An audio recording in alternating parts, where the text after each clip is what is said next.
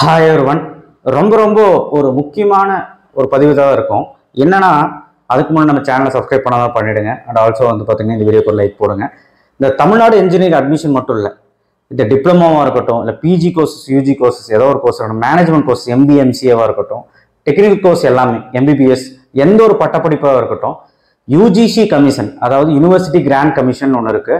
அவங்க ஒரு பாலிசி, ஒரு சர்க்குலர் வந்து வெளியிட்டிருக்காங்க. ஏன்னா ரீஃபண்ட் பாலிசி, ரீஃபண்ட் வந்து எப்படி பண்ணலாம். ஒரு காலேஜில் நீங்கள் போய் அட்மிஷன் போடுறீங்க, காலேஜுக்கு வந்து அட்மிஷன் போட்டதுக்கப்புறம் நம்ம வந்து ஒரு சில நாட்கள் கழிஞ்சு வேற காலேஜில் அட்மிஷன் கிடைச்ச உடனே இந்த காலேஜ் வந்து போக முடியாமல் இருக்கும். ஏன்னா பணம் திருப்பி தர மாட்டாங்க. ஏன், ஒரு சில காலேஜில் ஒரிஜினல் சர்டிஃபிகேட் எடுத்து வச்சே திருப்பி தராமல் இருப்பாங்க. ஸோ அந்த காலேஜுக்கும் உங்களுக்கும் இடையே ஒரு பிரச்சனை ஏற்படுது. அந்த பிரச்சனையை வராமல் இருக்கிறதுக்கு தான் யூஜிசி கமிஷன் வந்து என்ன பண்ணுறாங்கன்னா ஒரு ரீஃபண்ட் பாலிசியை வெளியிட்டிருக்காங்க. அண்ட் இதுல இன்னொரு முக்கியமான விஷயமும் நான் பேச போறேன். Important dates. ஃபர்ஸ்ட் அந்த இம்பார்ட்டன்ட் டேட்ஸ் என்னென்னு பார்த்தேன். எப்போ உங்களுக்கு கல்லூரிகள் ஆரம்பிக்கப்படணும், டிஎன்எல்இஏ அதாவது லேட்டரல் என்ட்ரி பசங்களுக்கு எப்போ கல்லூரி ஆரம்பிக்கப்படணும், மேனேஜ்மெண்ட் எம்பிஏ எம்சிஏ இருக்கிறவங்களுக்கும் எப்போ கல்லூரி ஆரம்பிக்கப்படணும், எப்படி ரீஃபண்ட் பாலிசி, எந்த டேட்டுக்குள்ள வந்து அட்மிஷன் வந்து நீங்க கேன்சல் பண்ணிக்கலாம், எல்லாமே டேட் வாரியாக கொடுத்துருக்காங்க. சர்க்குலரை பத்தி பார்ப்போம். அதுக்கு முன்னாடி நம்ம சாய்ஸ் ஃபில்லிங் புக்கிங்க்கு பண்ற மாதிரி இருந்தால் 9ஆம் தேதி முடிஞ்ச டைம். நான் பண்ற சாய்ஸ் ஃபில்லிங்க நீங்க நினைச்சாதான் கவர்மெண்ட் நான் பண்றது, நான் வந்து உங்களுக்கு உதவி பண்றேன் சாய்ஸ் ஃபில்லிங் புக்கிங்க்கு. அதுக்கு எங்கிட்ட நீங்க பண்ணிக்கணும்னா இந்த நம்பர் கான்டாக்ட் பண்ணுங்க. அண்ட் கீழே ஒரு கூகுள் ஃபார்ம் இருக்கு. ஏதாவது கொரீஸ் இருந்தால் அந்த கூகுள் ஃபார்ம் ஃபில் பண்ணிட்டு இது பண்ணுங்க. என் டீம்ல இருந்து கூப்பிட்டு உங்களுக்கு உதவி பண்ணுவாங்க கொரீஸ், சரிங்களா? அட்மிஷன் என்கொயரி, ஓகேவா? ஸோ கூகுள் ஃபார்ம் ஃபில் பண்ணுங்க. Okay, right. இப்போ வந்து பாத்தீங்கன்னா ரொம்ப ரொம்ப ஒரு முக்கியமான விஷயம், ரொம்ப ரொம்ப இம்பார்ட்டன்டான ஒரு டேட்ஸ் இதெல்லாம். இது பாத்தீங்கன்னா இது 3 விட்டுருங்க, இதெல்லாம் யூனிவர்சிட்டிக்கு இன்ஸ்டிடியூஷனுக்கு உள்ள டேட்ஸ். நல்லா கேட்டுக்கோங்க. Last date for cancellation of seat for technical courses with full refund, full fee refund. Technical கோர்சஸ்னா நம்ம இன்ஜினியரிங், எம்பிபிஎஸ் எல்லாமே தான். இந்த கோர்சஸ்க்கெல்லாம் வந்து பாத்தீங்கன்னா லாஸ்ட் டேட் ஃபார் கேன்சலேஷன் வந்து 11 செப்டம்பர் 2024 நீங்க வந்து கேன்சல் பண்ணியிருக்கணும். அப்பதான் ஃபுல் ரீஃபண்ட் கிடைக்கும். ஃபுல் ரீஃபண்ட் வந்து யார் தந்திருக்கணும்? காலேஜ் தந்திருக்கணும், சரிங்களா? அப்போ இந்த ரவுண்ட் 1, ரவுண்ட் 2, ரவுண்ட் 3 நடக்கும் இல்லையா?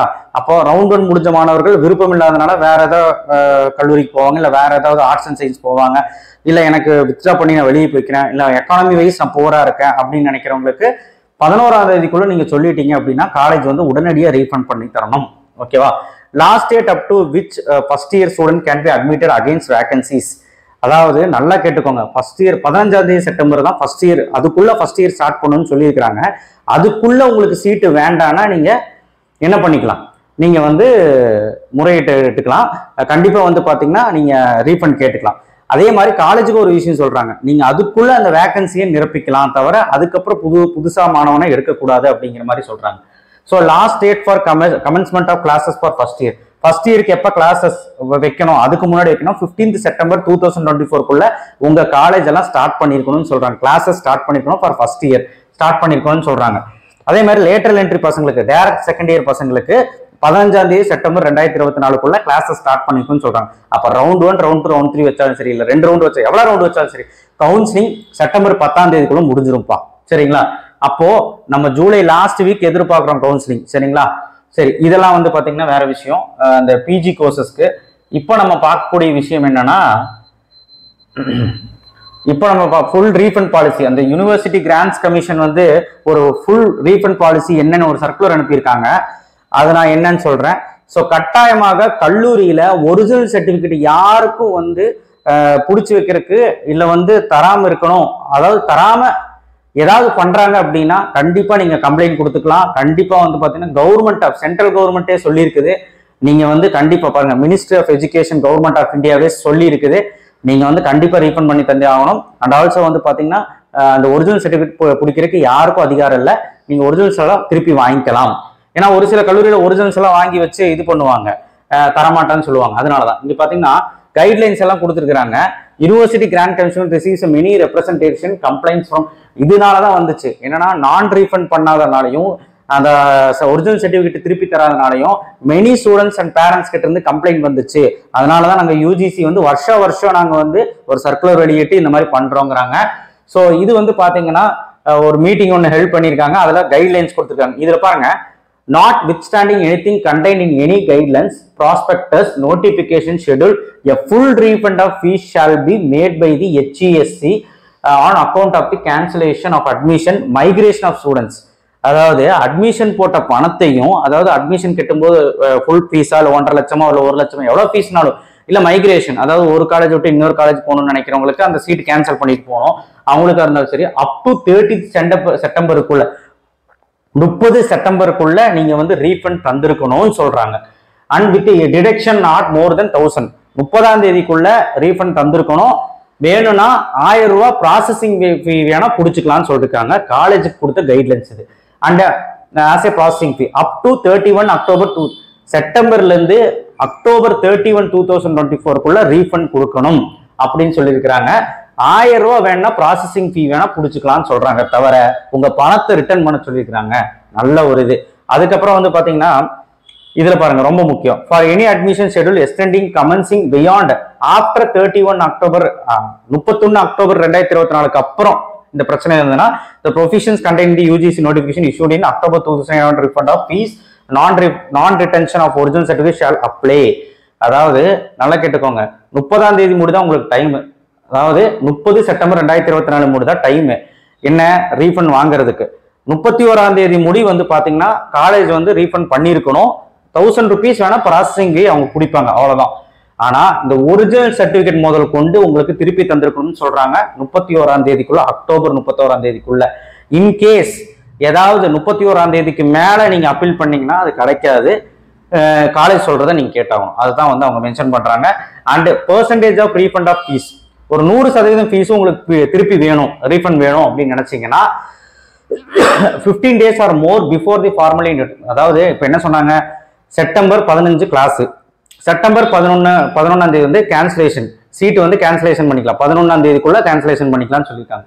அதாவது அந்த தேதிக்குள்ள 15 நாள், அதாவது கேன்சல் பண்ண 15 நாளுக்குள்ள 15 days ஆர் மோர், அதாவது 15 நாளுக்குள்ள இல்லைன்னா அதுக்கு மேல இருந்தா, அதுக்கு அதாவது 15 நாளைக்கு முன்னாடி இருந்ததுன்னா 100% ஃபீஸும் ரீஃபண்ட் பண்ணிக்கலாம். அதாவது நல்லா கேட்டுக்கோங்க, செப்டம்பர் 30க்குள்ள இருந்ததுன்னா, 15 நாளைக்கு முன்னாடி இருந்ததுன்னா, இல்ல ஒரு பிஃபோர்னா, அதாவது 15 நாளைக்கு முன்னாடி இருந்ததுன்னா கண்டிப்பா வந்து 100% ஃபீஸ் வந்து ரீஃபண்ட் பண்ணிடணும். லெஸ் தென் 15 days, அதாவது இதுவும் அதே மாதிரி தான். 15 நாளுக்கு முன்னையோ பின்னையோ இருந்ததுன்னா, கம்மியா இருந்ததுனாலும் நீங்க 90% ஃபீஸ் வந்து ரீஃபண்ட் பண்ணணும் அப்படின்னு சொல்லியிருக்காங்க. 15 days or less after.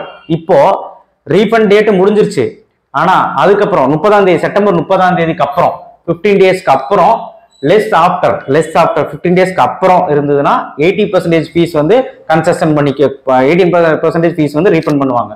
30 days or less but more then 15 days after. இங்க புரிஞ்சுக்கோங்க, 30 நாள் ஆயிடுச்சு நீங்க அட்மிஷன் போட்டு, அதாவது கேன்சல் பண்ணி, but more then 15 days after formally notified. அதாவது நீங்க அந்த குறிப்பிட்ட டேட்டுக்குள்ள ரீஃபண்ட் டேட்டு அதுக்கு மேல 15 நாள் மேல ஆயிடுச்சுன்னா உங்களுக்கு வெறும் 50% ஃபீஸ் தான் வந்து ரீஃபண்ட் பண்ணுவாங்க.